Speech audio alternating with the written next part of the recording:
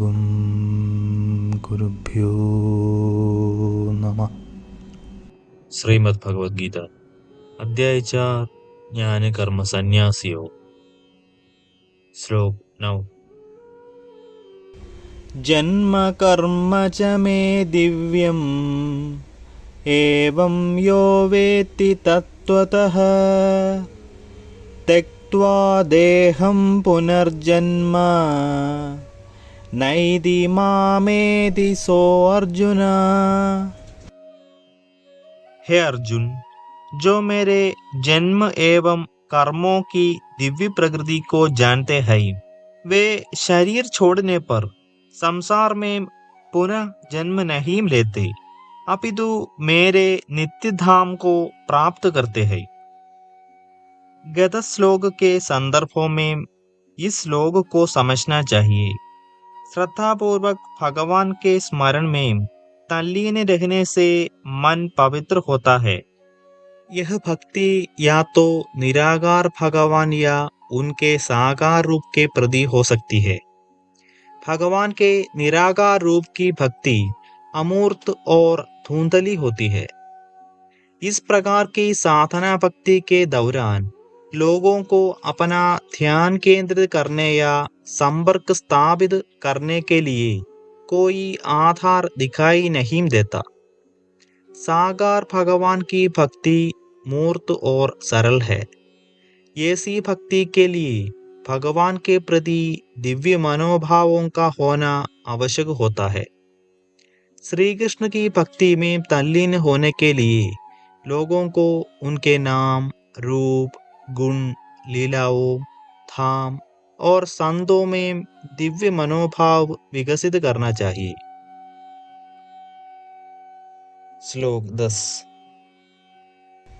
पीतरागभयक्रोध मन्मया मामुपाश्रिताः बहवो ज्ञानतपसा पूता मद्भावमागताः.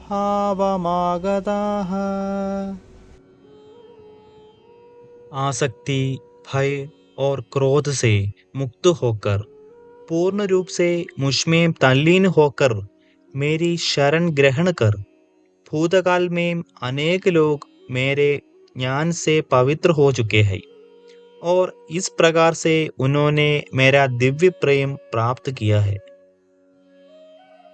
पिछले श्लोक में श्री कृष्ण ने स्पष्ट किया था कि वे लोग जो उनके जन्म और उनकी लीलाओं की दिव्य प्रकृति को वास्तव में जानते हैं, वे उन्हें पा लेते हैं. वे अब इसकी पुष्टि करते हैं कि सभी कालों में असंख्य मनुष्यों ने इस साधना से भगवत प्राप्ति की है.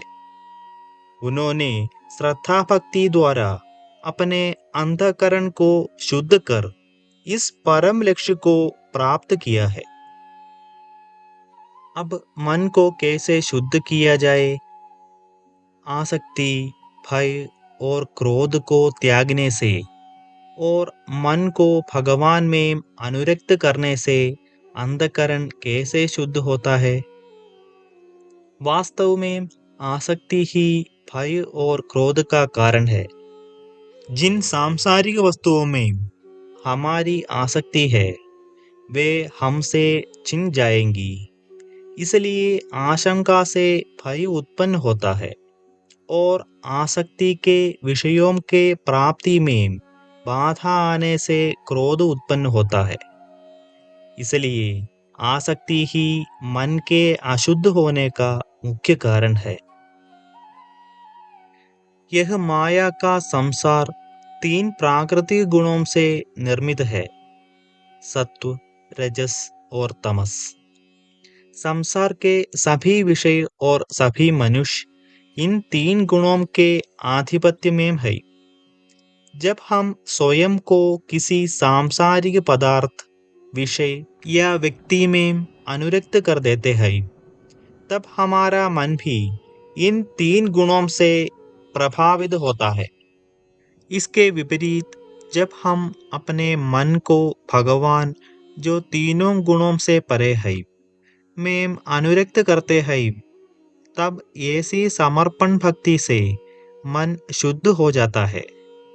इस प्रकार से मन को काम वासना, क्रोध, लोभ, शत्रुता और मोह के विकारों से शुद्ध करने का प्रभावी उपाय इसे संसार से विरक्त करना और परम भगवान में अनुरक्त करना है।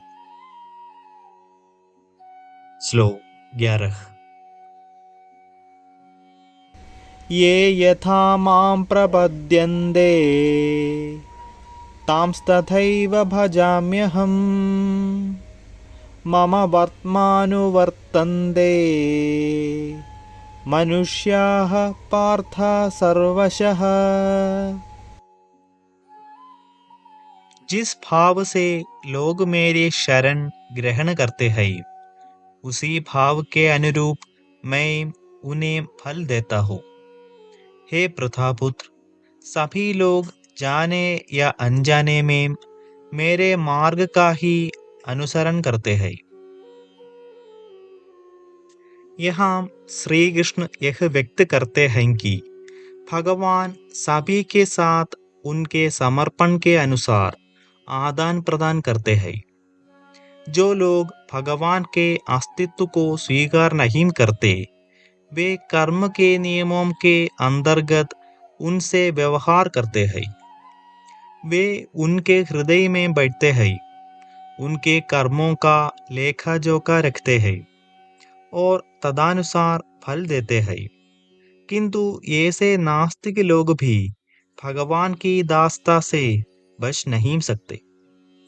भगवान की शक्ति माया उन्हें धन संपत्ति, विलासिता, सगे संबंधी, प्रतिष्ठा आदि के मोहजाल में फंसाकर भगवान की दासता करने के लिए बाध्य करती है। माया उन्हें क्रोध, काम वासना और लोभ के प्रभुत्व में ले आती है।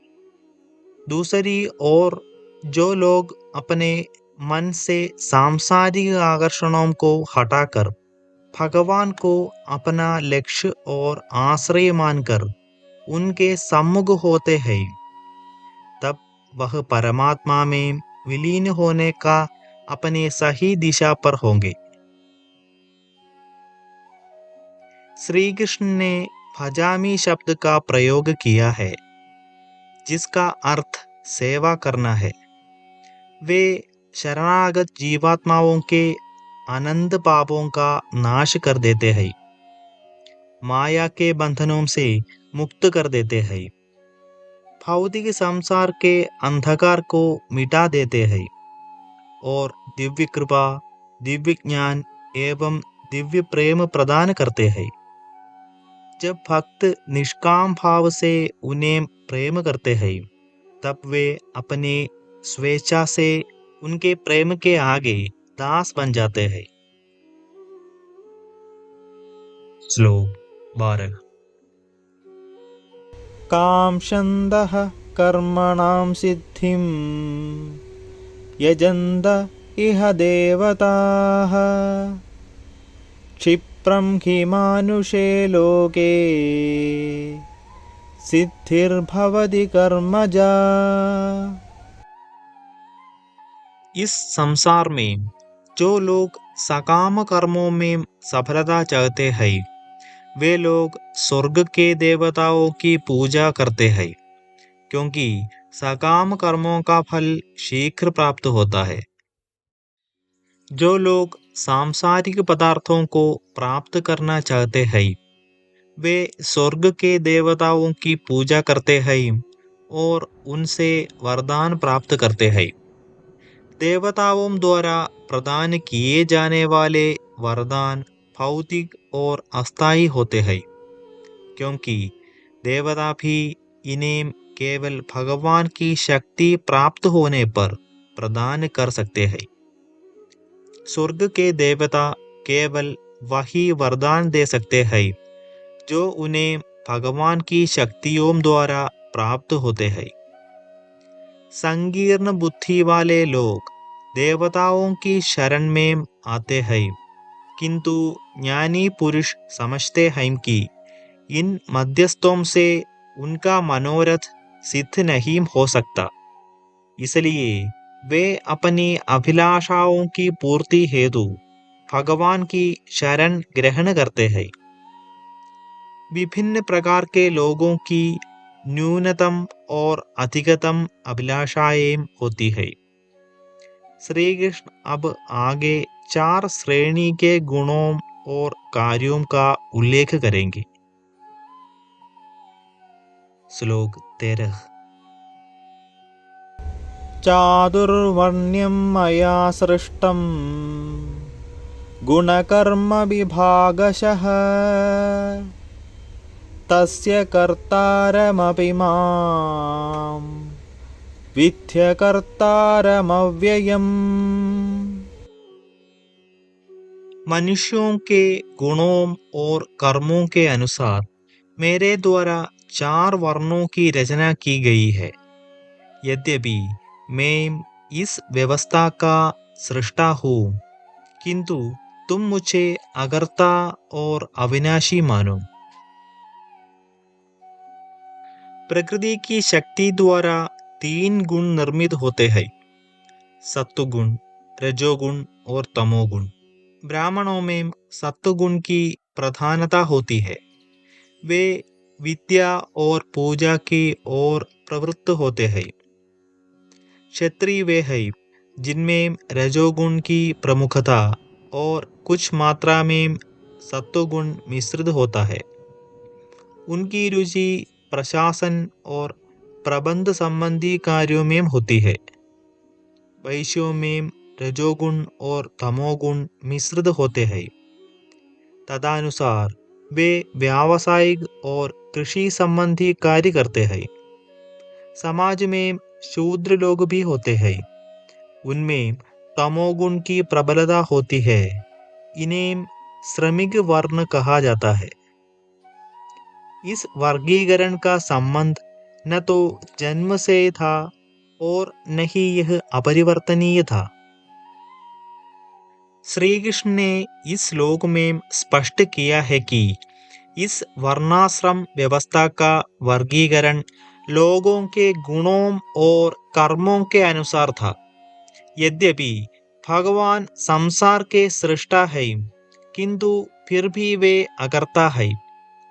भगवान जीवात्माओं को कर्म करने के लिए शक्ति प्रदान करते हैं और वे अपनी इच्छानुसार इसका प्रयोग करने का निर्णय लेने के लिए स्वतंत्र है, किंतु भगवान उनके कर्मों के लिए उत्तरदायी नहीं होते।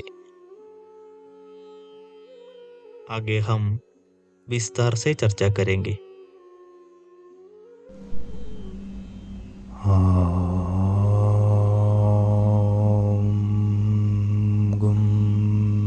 गुरुभ्यो